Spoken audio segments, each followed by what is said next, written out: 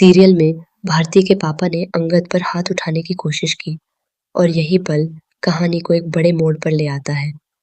जी हाँ, जब अंगद और भारती के पापा आमने सामने आते हैं तो माहौल पहले से ही काफी तनावपूर्ण होता है।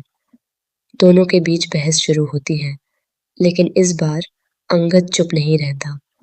वह पूरे आत्मविश्वास के साथ अपनी बात रखता है और उन्हें उनकी असली जगह याद दिला देता है।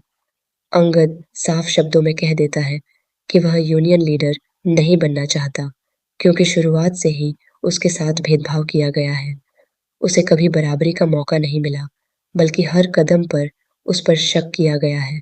उसकी मेहनत और ईमानदारी को नजरअंदाज किया गया है, जिससे वह सब अंदर ही अंदर काफी टूट चुका है।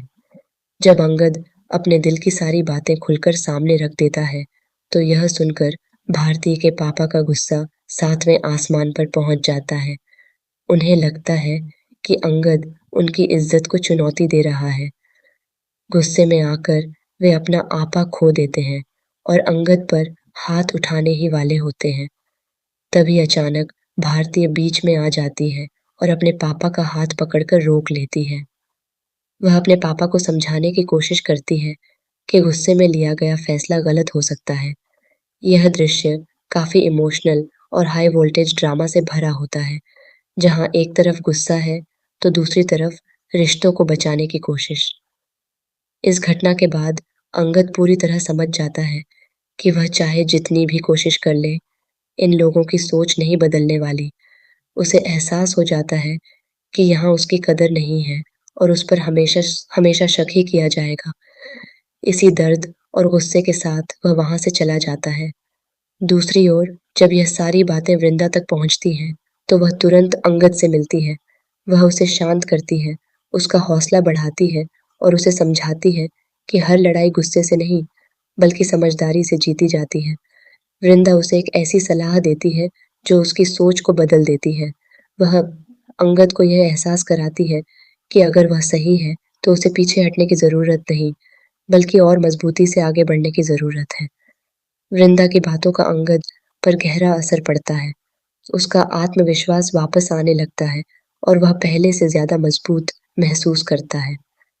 वहीं वृंदा भी पूरे मामले को बहुत समझदारी से संभालती है, ताकि स्थिति और बिगड़े नहीं।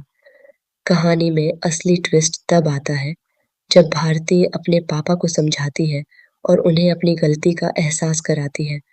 इसके बाद भारती के पापा खुद अंगद के पास जाते हैं और उससे माफी मांगते हैं। वे स्वीकार करते हैं कि अंगद जो कह रहा था वह बिल्कुल सही था, लेकिन उनकी बातों ने उनके ईगो को ठेस पहुंचाई, जिसकी वजह से वे गुस्से में आ गए थे।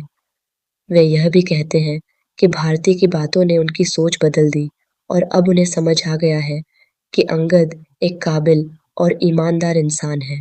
वे अंगद से कहते हैं कि अब उन्हें उस पर पूरा भरोसा है और आगे से कोई भी उस पर शक नहीं करेगा। इतना ही नहीं, वे उसे यूनियन लीडर बनने का प्रस्ताव भी देते हैं और कहते हैं कि वह इस जिम्मेदारी के लिए पूरी तरह योग्य है।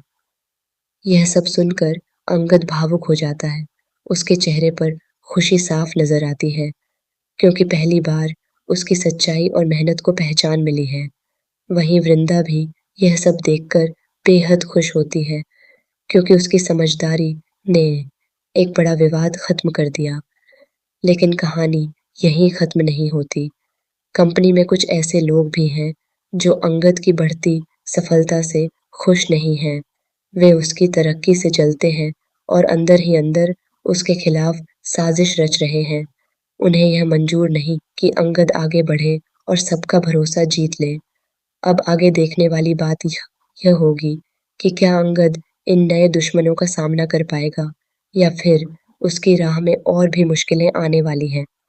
वेल, सीरियल में आया यह लंबा और दमदार ट्विस्ट आपको कैसा लगा? अपनी राय कमेंट सेक्शन में ज़रूर